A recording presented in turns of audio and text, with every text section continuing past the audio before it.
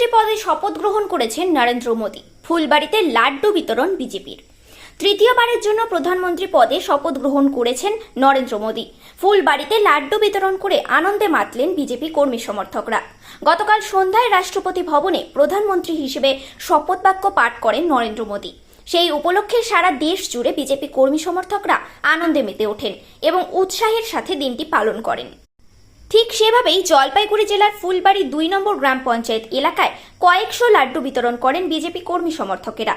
এই বিষয়ে বিজেপির ফুলবাড়ি মণ্ডল সহসভাপতি রাজীব সাহা বলেন, তৃতীয়বারের জন্য নরেন্দ্র মোদী প্রধানমন্ত্রী পদে শপথ গ্রহণ করলেন।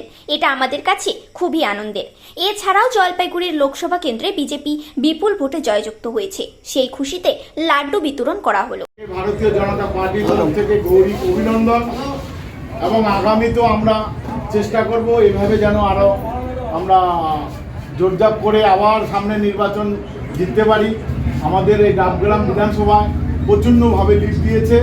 সেই লিডের জন্য আপনার সবাইকে আমার ভারতীয় জনতা পার্টির তরফ থেকে গৌরী অভিনন্দন এবং সবাইকে নমস্কার।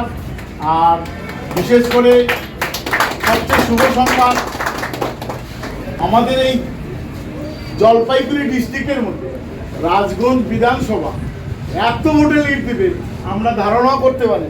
পরিষ্কার কথা, আমরা মনে করছিলাম যে জলপাইগুড়ি ডিস্ট্রিক্টের মধ্যে আমরা জলপাইগুড়ি, তারপরে রাজগঞ্জ, মালবাজার সমস্ত এরিয়ার থেকে আমাদের ভালো লিড আসবে, কিন্তু দেখা গেল সেই জায়গা থেকে কম লিড আসছে। আমাদের সবচেয়ে বেশি ভোট লিড আসছে ফুলবাড়ি বিধানসভায়। তার জন্য সবাইকে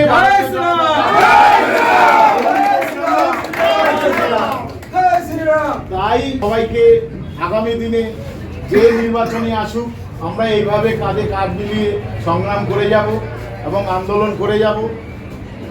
তৃণমূলকে আমরা ভয় পাবো না, আমরা তৃণমূলকে ভয় পাই নাই আর পাবো না। এর জন্য আমাদের যা করণীয় আছে আমরা করব।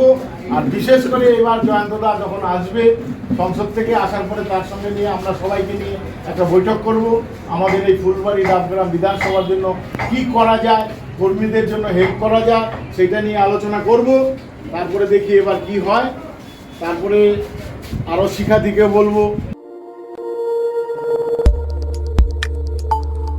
দেখতে থাকুন নিউজ প্রাইম টাইমস, আপনাদের সাথে আপনাদের পাশে।